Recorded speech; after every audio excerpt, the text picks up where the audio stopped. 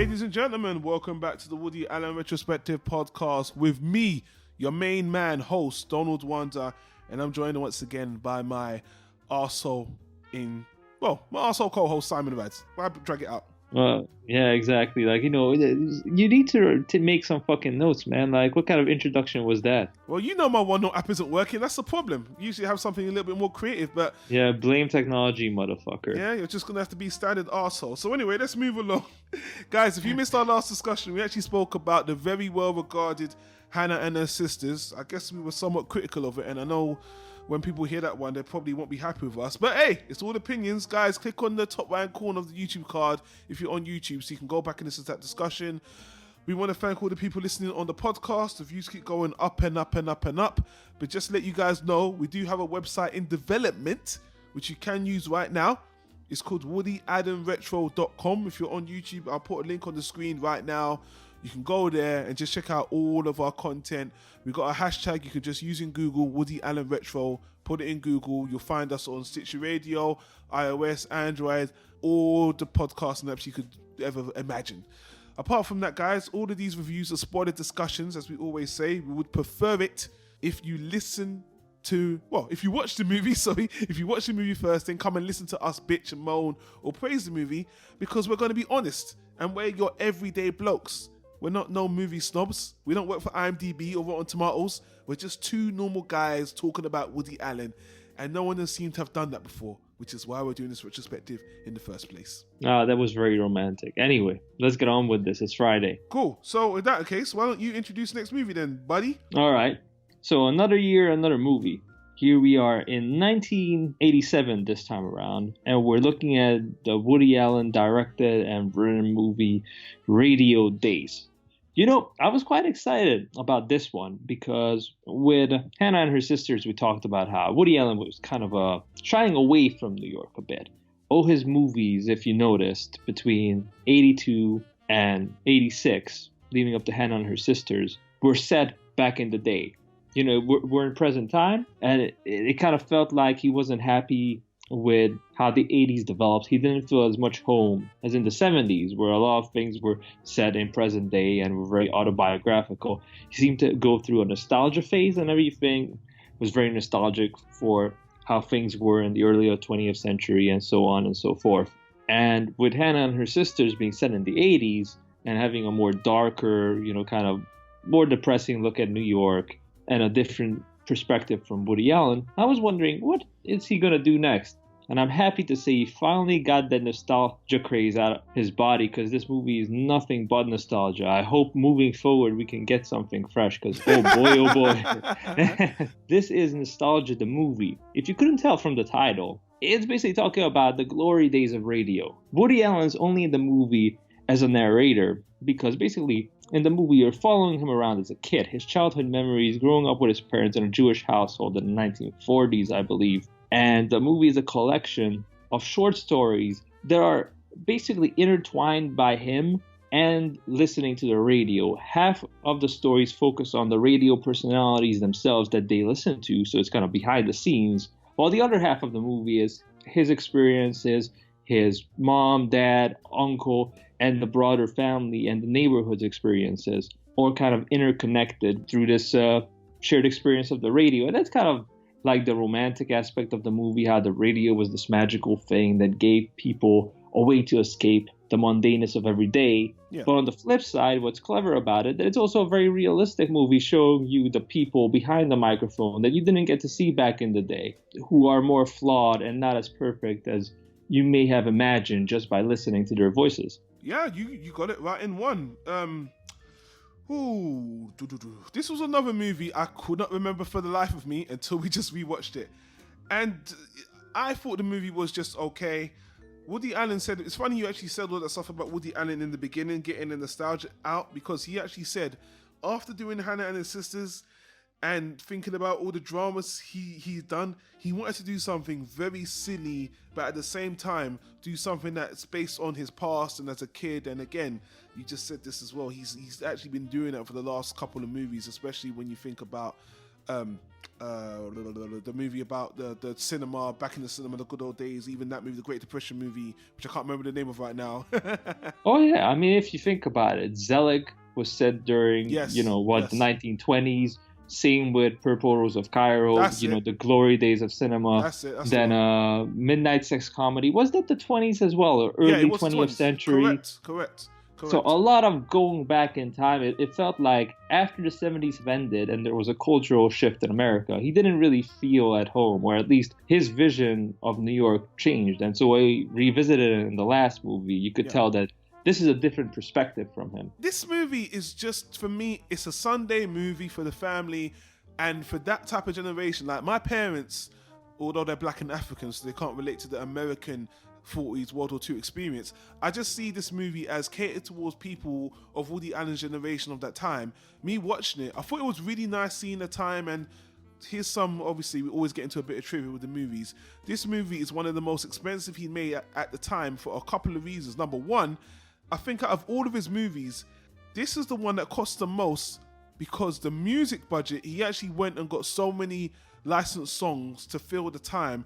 And this movie, apparently, again, is one he shot mostly in the studio, not on location. And you can see that with all the recreations of the radio stations, especially when they go out to the big balls. You can see a lot of this is shot inside, and they're recreating the times, the 40s, the mid-40s, the World War II era. So it cost him a lot of money. But in particular, the music rights, which is interesting because the music didn't stand out to me, but I could tell that it was the music of the time. So whether it was newly composed just for the movie, or if they were hits at the time, I wouldn't know because, again, this isn't my era. So, again... Well, it's pre-50s before Elvis brought black music to the mainstream, It's before the bass dropped. Well, yeah. Well, I mean, I appreciate on the nostalgic level, but to be honest with you, the movie is just a meh movie to me. It's...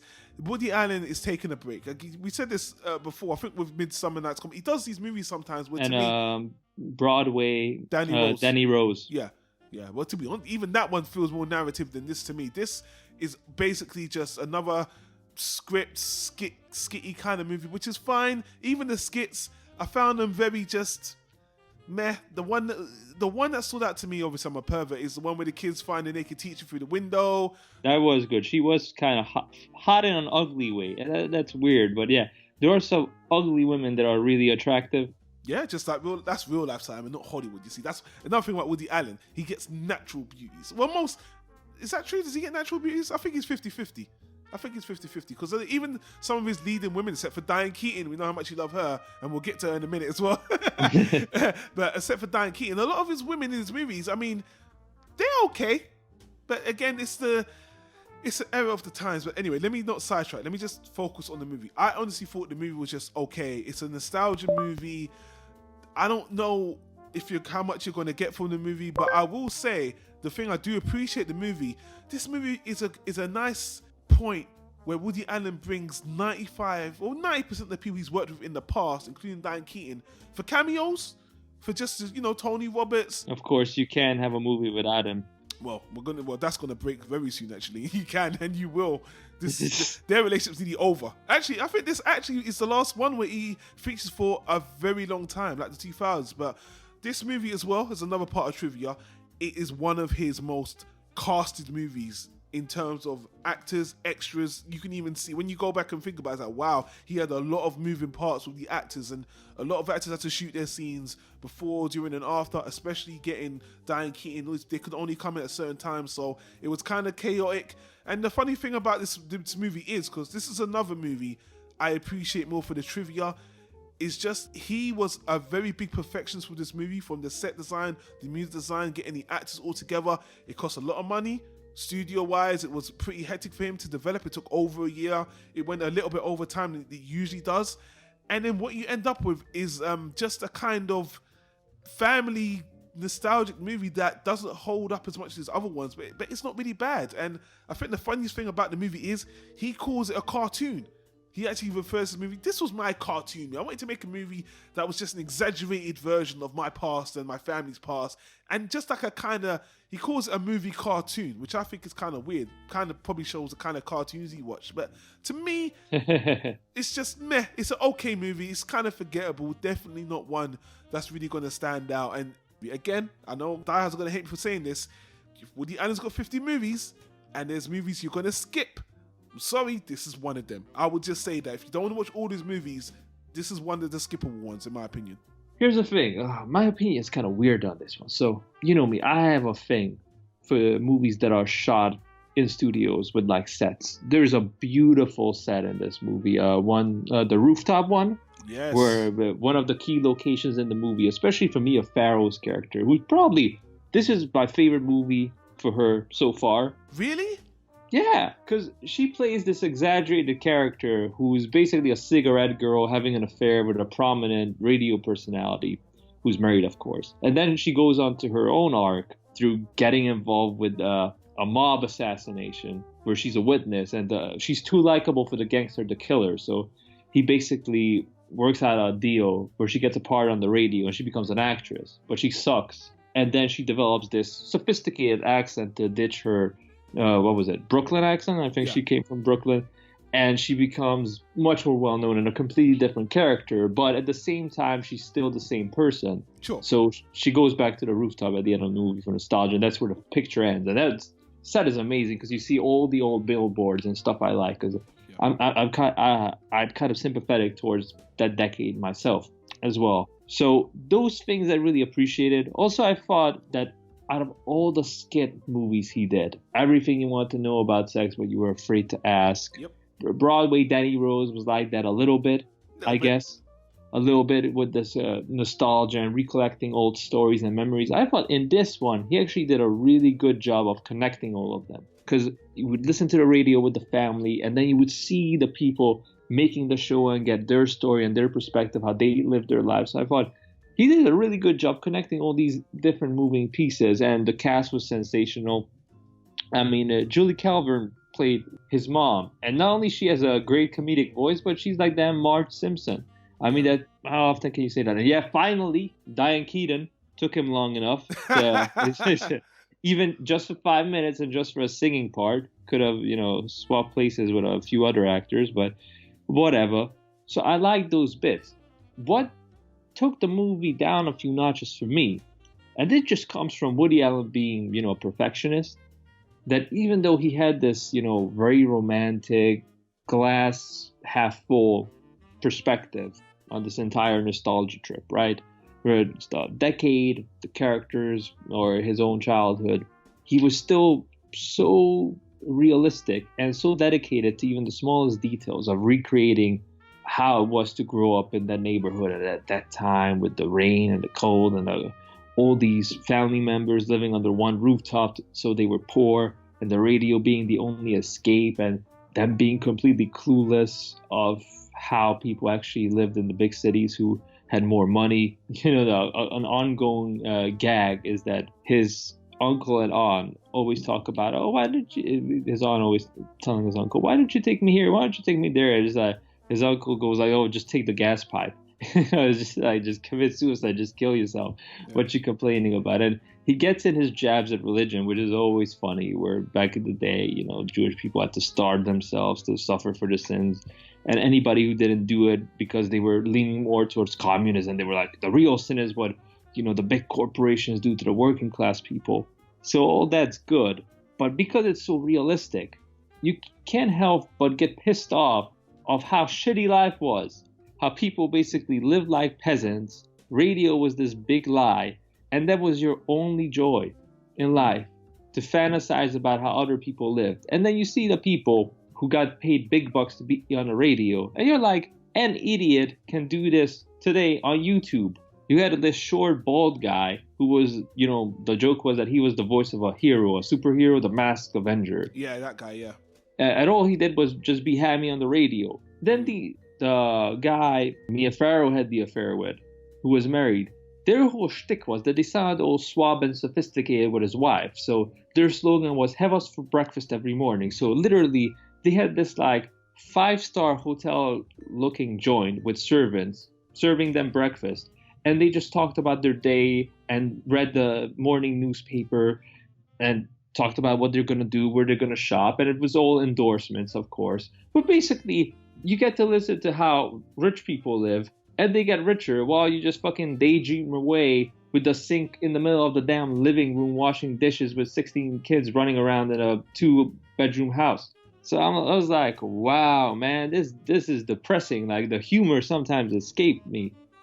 Okay, I'm surprised you took it so seriously in that. No, I was just like, man, this is bullshit. Like, see, like my family comes from mobsters, bootleggers, and gigolos. So I thought it was going to say Krypton for a minute.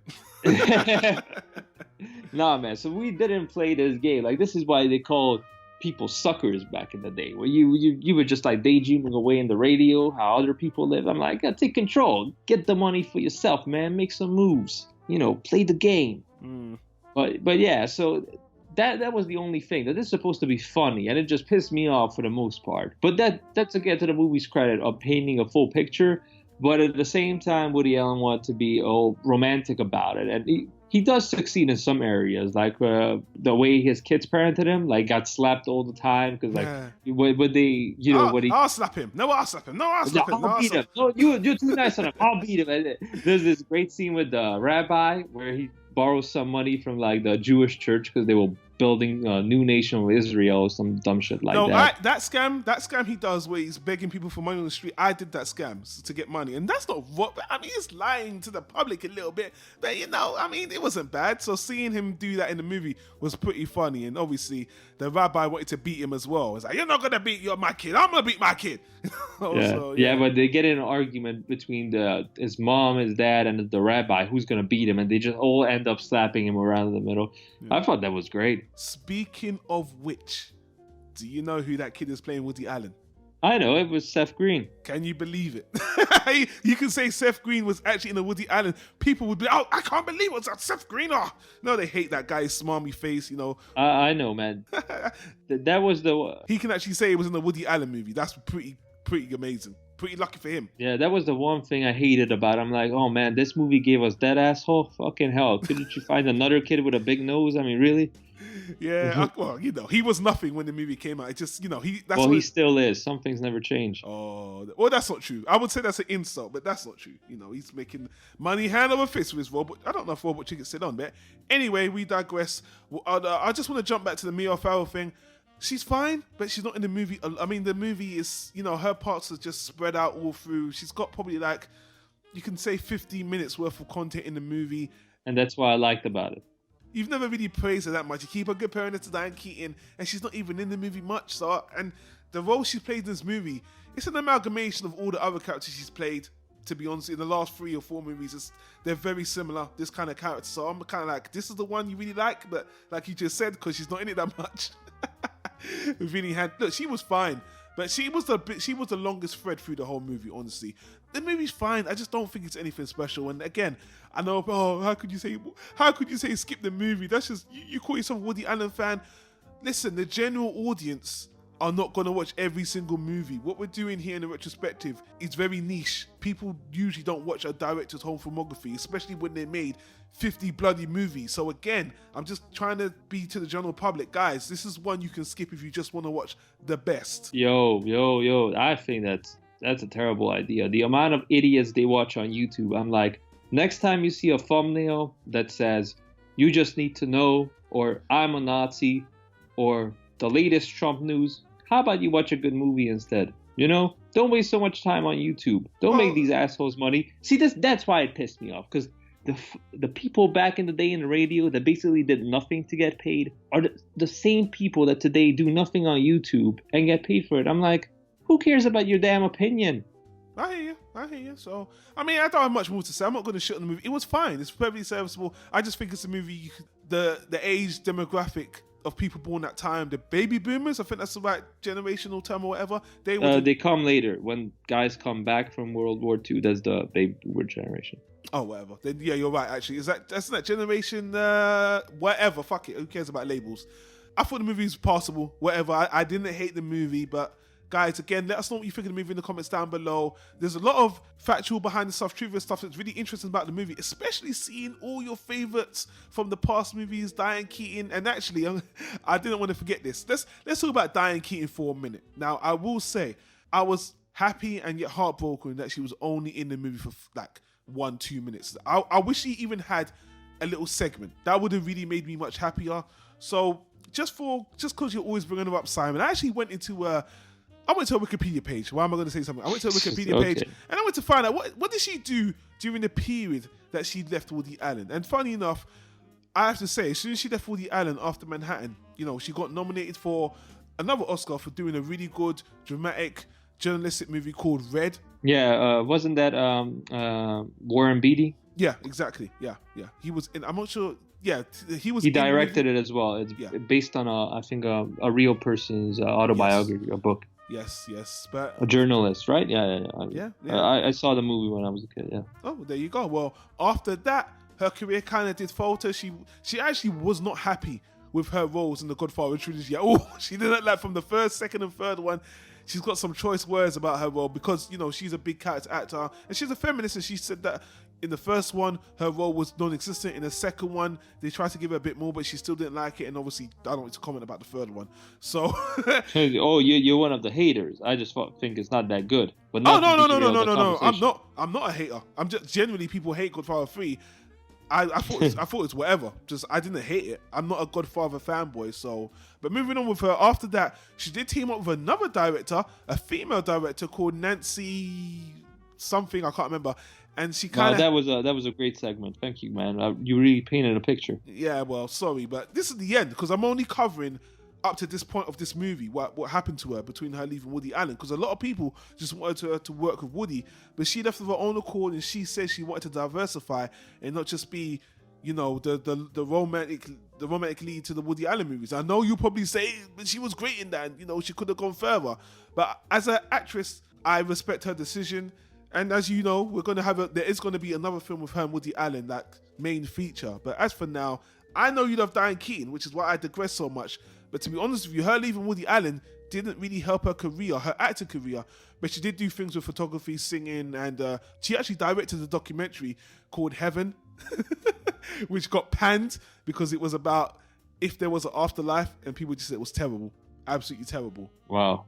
Interesting. Yeah, hey, you're the Diane Keaton fanboy, so I just always thought that she doesn't get her dues. I mean, her and Meryl Streep are basically on equal playing field. But if you look at their careers now, Jesus, really, that's blasphemy. I think that's blasphemy. I love Diane Keaton, but that's really harsh. No, I'm just saying that if her career was managed better, I think they would be on equal playing field now. But I think Meryl Streep got all the credit. I think Meryl Streep is a terrific actress, and I think she made great choices. She made consistently good movies, excellent performances. All the credit goes to her. I'm just saying, Diane Keaton could be right up there. She has the talent. She has the endurance. Yeah. It's just her agent sucked. Anyway, guys, we completely digress. If you want the more Woody Allen... exactly. Hey, relating to Radio Days, a movie where she features in for a total of 2.5 minutes. You know what, guys? Full discretion. This was going to be our shortest review if I didn't pad it out with just some superfluous stuff. Shout out to Jeff Daniels as Biff Baxter, another radio guy. It was nice to see him in another Woody Allen movie. Yeah, like I said, he tried to get everyone back. And since I'm filling out this particular episode with other information, the one thing I didn't bring up and what we're not going to review, there is a short film that Woody Allen participated in actually just after Hannah and the Sisters, which I forgot to mention on the last recording. It was called Meeting W.A. It was done in France by another director. It's only half an hour, and honestly, basically he turned an interview with Woody Allen into some surreal French kind of experiment thing, and it's not good. You can watch it. I'll put a link in the description because it never got released anyway. You can watch it on YouTube or Daily Motion or whatever. I didn't like it. I just thought it's one of those ones where, people call the French weird and their films are weird. It's one of them ones like, what are you doing? I would have just watched the interview. I didn't want you to add all these imagery and this music effect. It's just silly. I just don't think it's artistic. I think the word you're looking for is stupid. Yeah, I don't like to be that harsh. Silly is just a bit above. But yes, stupid will do too. So anyway, guys, that is it. Check out the Woody Allen Pages Watchers Guide for all the trivia on This Movie Radio Days. And Simon, I want to thank you for joining me on this one, which was relatively short, but thanks for coming on anyway. That's fine. After all, I like the movie slightly better than you, so it's good to hear a slightly different opinion. By the way, did you notice how it seems like Tony Roberts aged 20 years between this and the last movie? What the hell happened to him? Did he get divorced or something? He looks old in this one. Yeah, maybe that's why Woody Allen just cut him off after this one. I was like, dude, you just... the last movie was set a year before this. Was made a year before this. What happened to you? He looks like he got hit by a truck or something. Well, we're getting to a point in Woody Allen's career where a lot's going to change. Dun, dun, dun. Yeah, this movie here... This one, because he brought everyone back from the past. Moving forward, I have noticed that, I don't know, it's the beginning of, I don't know, maybe Woody was going through something. Look, people, you know what's coming. You obviously know what's coming in Woody's life. We're getting very close to that period. So we'll address it as soon as the movie comes up as well. Actually, and not even, there might be a special podcast that I might do with someone else. Someone that might be very obvious to people, that we're going to discuss that particular element in Woody's life, because you can't do Woody Allen podcast without really talking about it. I might just do it with Simon, depending on if this other person wants to do it. But that person would be a little bit more qualified because they've done a little bit more research on Woody Allen. And that should be enough of a clue who I'm talking about. But anyway, guys, that is it. Thank you for listening on the podcast. If you're on YouTube, subscribe to the channel. Give us a thumbs up. Check the annotation on the screen right now for all the other stuff we do on Planet Tyro, not just the Woody Allen retrospective. And until then, we'll see you on the next recording.